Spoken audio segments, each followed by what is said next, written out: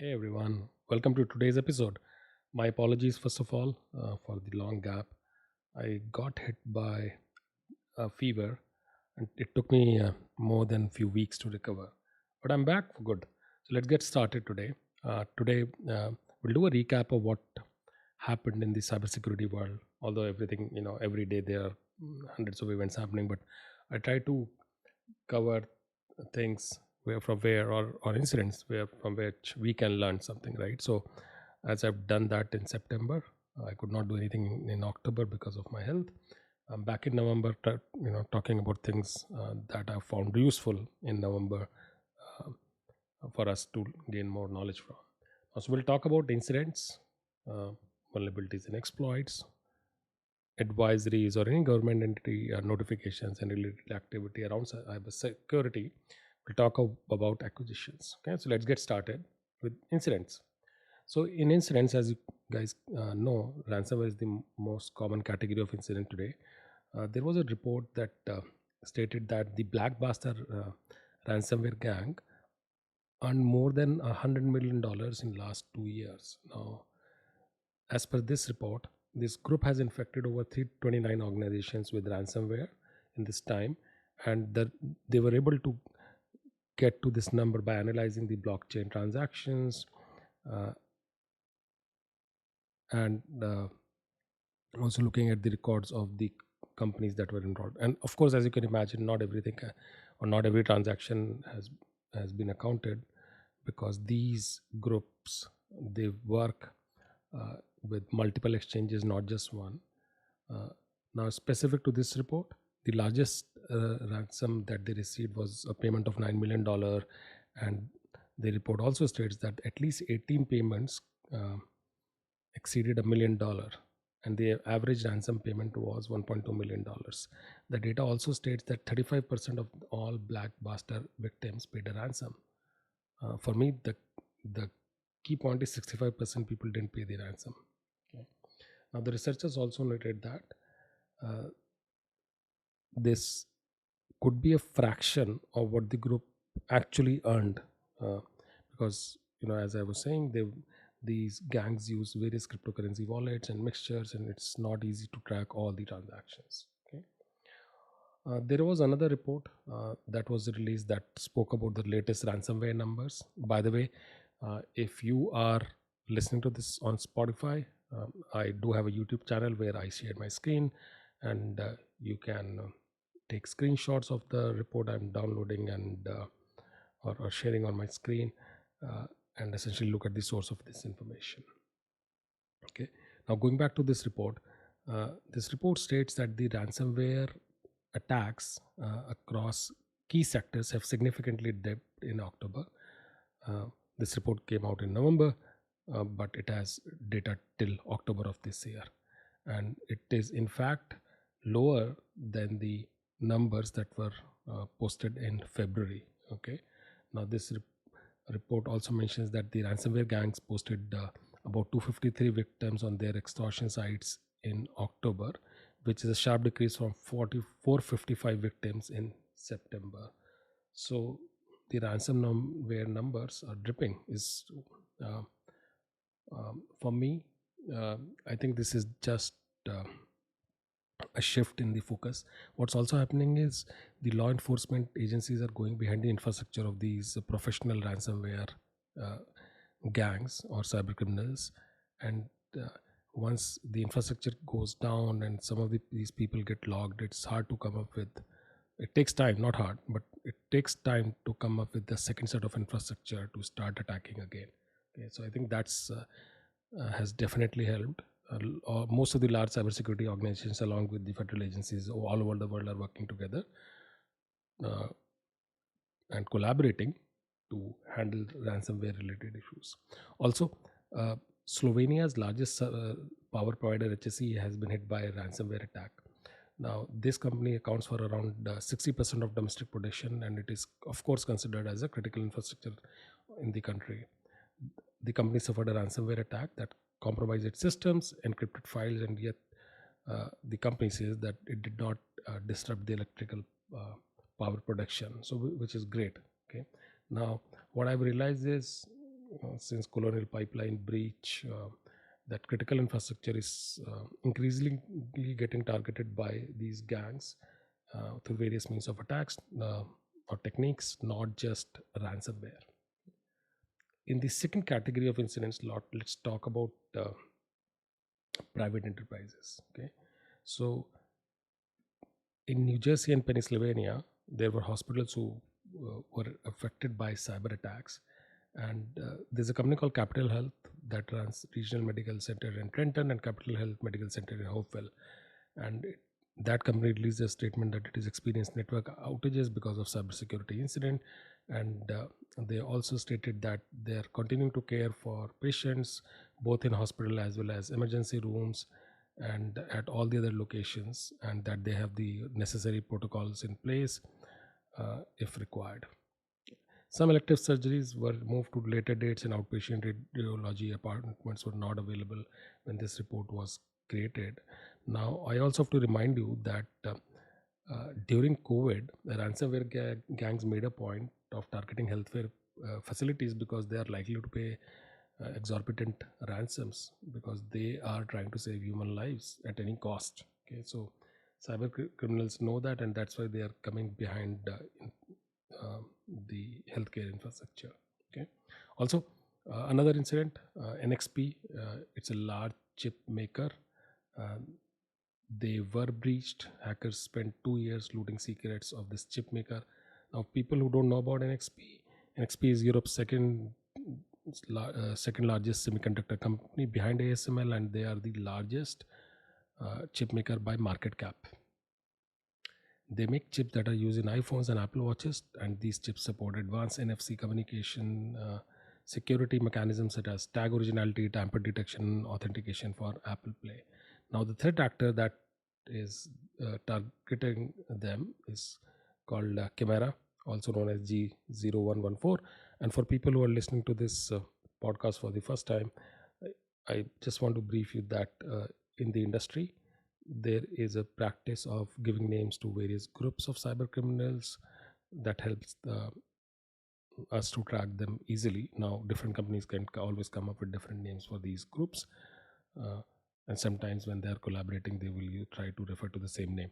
Now, going back to the intrusion, this intrusion lasted from late to 2017 to beginning of 2020. I don't know why this report came out in 2023. So definitely NXP took its time to report the incident. Now, the report also states that the threat actors periodically accessed employee mailboxes and network drives in the search of chip designs and other intellectual property. The breach wasn't uncovered until Chimera intruders were detected in a separate company network that connected to compromised NXP systems on several occasions. Now, any further details are not available. They are closely guarded, secret at the time of this report. So I really don't know the impact of this. What I've realized is, in last so many years of looking at the industry and breaches, that when it comes to chip makers or people who are in the business of sensitive hardware, software, their details are typically guarded, and it remains with the federal agencies who are involved. It rarely comes public. Okay. Moving on to government and department agencies. So Japan's space agency JAXA suffered a cyber attack pointing finger at AD. So they had to shut down their intranet, and they were still trying to determine the scope of the incident. The agency was hit previously in 2012 and 2016 also. Uh, on the other side of the world, in Paris, a wastewater agency is handling a cyber attack. So this organization manages wastewater for 9 million people, and the officials have said that they prioritize measures to allow them to maintain the continuity of the public sanitation service for French residents. Okay. As I said, cyber criminals are trying to get anywhere they can make money or can cause disruption for various reasons. Okay. On the mobile side, an app that is used by over 600 schools in India and Sri Lanka that got breached. So there's a company called AppsCook. They have an online classroom app. This company got hacked. They're based out of Kerala state in India, and this was because of a DigitalOcean storage bucket that was left uh, unauthenticated. It was wide open for access, and cyber criminals were able to fetch a staggering amount of sensitive data, including photos of minors, home addresses, birth certificates, all because of this misconfiguration of the storage bucket. Okay, this also has pictures of kids attending primary and secondary schools, home addresses, phone numbers, a lot of sensitive information, and potentially this could be bad. There could be multiple scenarios where parents are reached out to extort some money. They can of course take the pictures and morph them, and multiple other possibilities exist. So I hope the there is some sort of investigation done by the federal authorities, as well as new rules have to be in place to ensure that these companies are continuously audited for security best practices and hygiene. On the cyber warfare side, uh, as you all know, there is an ongoing war between Israel and Hamas. So what has happened is cyber criminals are trying to exploit this crisis with fake charity. Okay, so these cyber criminals targeted 212 individuals across 88 organizations, and they attempted to manipulate sympathy for children in Palestine to solicit fraudulent donations. So they posed as a group called helppalestine.com. They are recipients to contribute to campaign to provide support to families in Palestine. They requested cryptocurrency donations ranging from $100 to $5,000, and they also provided wallet addresses for Bitcoin, Litecoin, and Ethereum.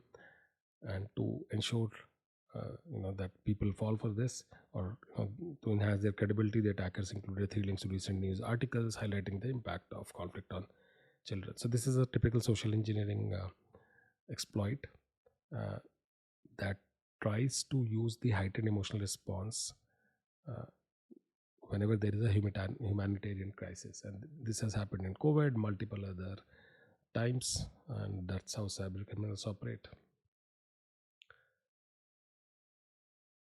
A group called Agrius, or Agonizing Serpents, they've been doing destructive cyber attacks since January, and at the time of when this report was published, the attacks were still on. And what this group does is they try to attempt steal sensitive data such as NEPI information and intellectual property. And once the information is with them, they deploy various vipers to cover their tracks, as well as ensuring that the infected systems are unusable. So the group is Iranian linked, and it's known for using destructive viper and fake ransomware attacks, and it essentially targets Israeli organizations across multiple industries and countries. So how this attack works is they typically ex- exploited the environment by uh, looking in or exploiting by deploying web shells into the vulnerable internet facing web servers, and then once they are there in the infrastructure, they recon the network by using various known and publicly available scanners like NBT scan, VNet drop, NIM scan. Then they try to steal credentials of users with admin privileges, and then for lateral movement they use a tool called PL Link, a very popular tool used by administrators, and this tool helps them create remote tunnels as well as establish connections to remote machines. Okay, and then they also try to exfiltrate data from databases, and then this data is uploaded to various sites, essentially their drop servers, using um, tools like WinSCP and PuTTY, which are very commonly used by administrators. Okay, and they also have a specific tool called SQL extractor. This is custom built by them, and it is used to steal information from SQL databases, and it looks for specific things like ID numbers, passports, email, and full addresses. In, and once the exfiltration is done, the Viper payloads are deployed. There are various versions of Viper I found in the report, including a tool called multilayer that erases evidence once it executes, and it runs various commands to prevent restoration of lost data and to render the disk completely unusable. Okay, so that's how this group operates. Okay, also, Bahrainian government websites were down in November after the cyber attack, because of a cyber attack over Israel and Hamas conflict. Let's move on to the vulnerability and exploit side. As you can imagine, thousands of vulnerabilities are published every month, if not thousand, at least hundreds, based on softwares and operating systems. But two critical ones that I found very interesting was one specific to Zooms, because it's a very popular collaboration app. So there is a new exploit or vulnerability that was discovered in June in a feature called Zoom Rooms in Zoom collaboration app. This vulnerability allows an attacker to claim a Zoom Room service account and gain access to victims' organization's tenant. And as a service account, an attacker would have invisible access to confidential information in team chat, whiteboard, and other Zoom applications. And people who don't know about Zoom Rooms is a system developed by Zoom to allow team members to in different physical locations to work together over Zoom in a virtual room.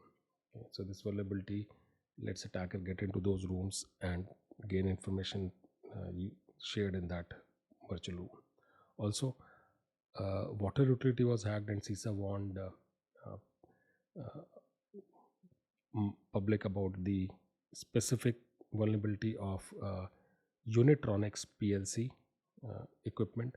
Now, in this particular attack, hackers took control of the system associated with the water station where water pressure is monitored and regulated.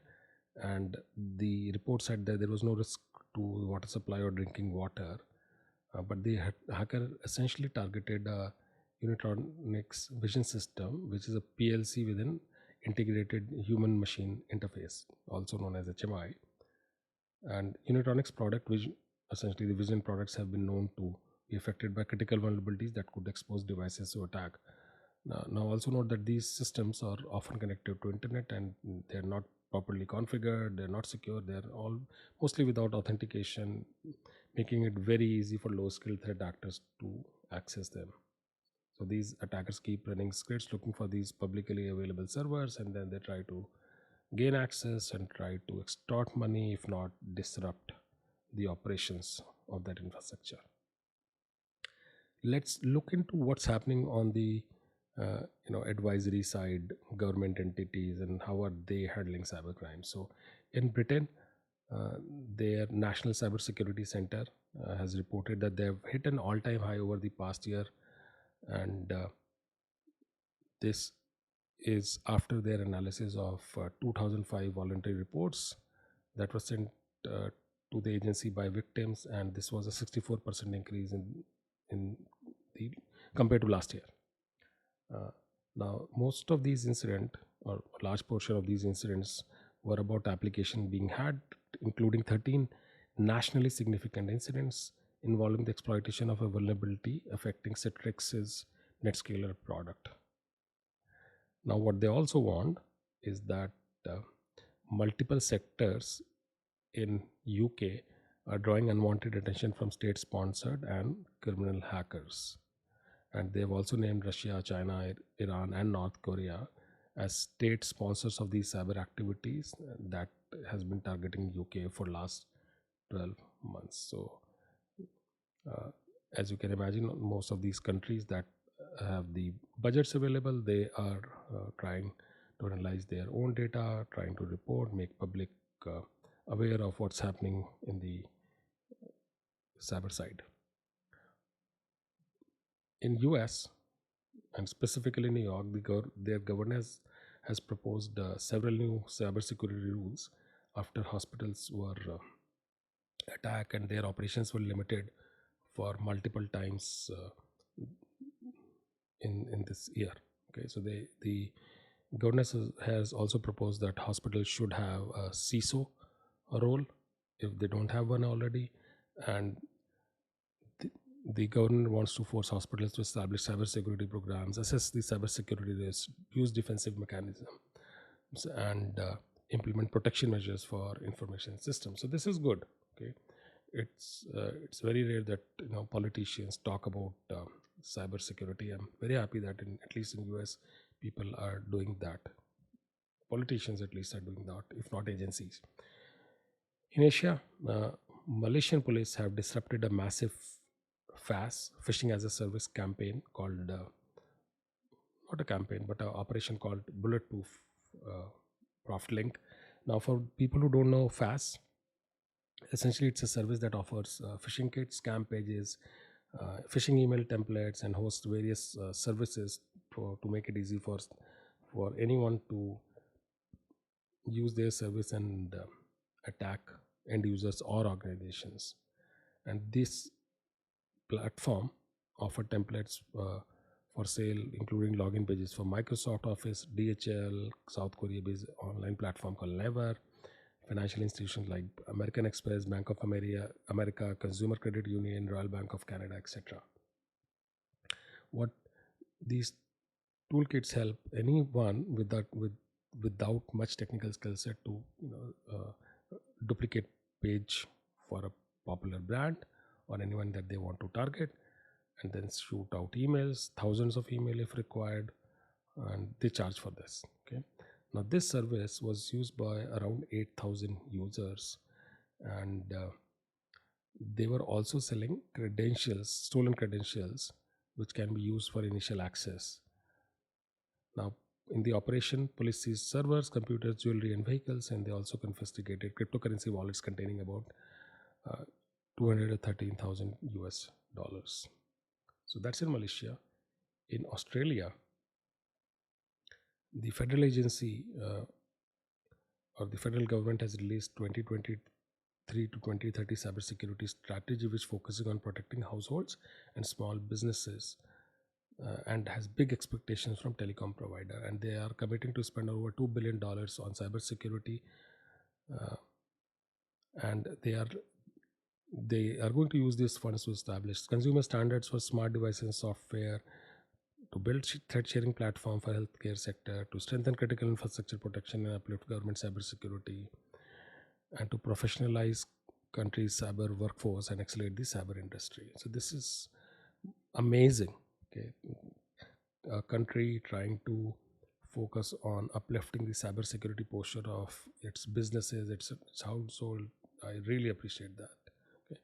In US, CISA has released cybersecurity guidance for healthcare and public health organization, and what they did is in their guidance they have covered areas like building asset inventory, how to secure your assets. Then it talks about mitigation strategies, including email security, phishing prevention, access management, password policies, data protection and loss prevention, device logs monitoring, vulnerability patch management, and configuration management. So they have released sector specific guidance, and this is great. Now this is, I think in last 2 years, because of the large volume of attacks on healthcare, it is a much needed activity by CISA. Okay, let's move on to acquisitions, which is the last part of this episode. So two interesting acquisitions, both on services side. So Central One has acquired a company called Curbs Stamos Group, and they will create a new entity called Pinnacle One Strategic Advisory Group, and they will provide high-end consulting for enhancing the resilience of their customers as well as prepare them for cyber threats of the future. And they're like think tank for hire, as their executive said. And what they will help their customer is to understand who's targeting them, what are they after, and how strong their security posture is. So essentially it's targeted threat intelligence, contextualized threat intelligence, and it's very strategic in nature instead of tactical. Also, Sonic Wall has bought a services company, essentially a managed security service provider that has MDR services, SOC services, and vulnerability management capabilities, and it's going to increase their revenue.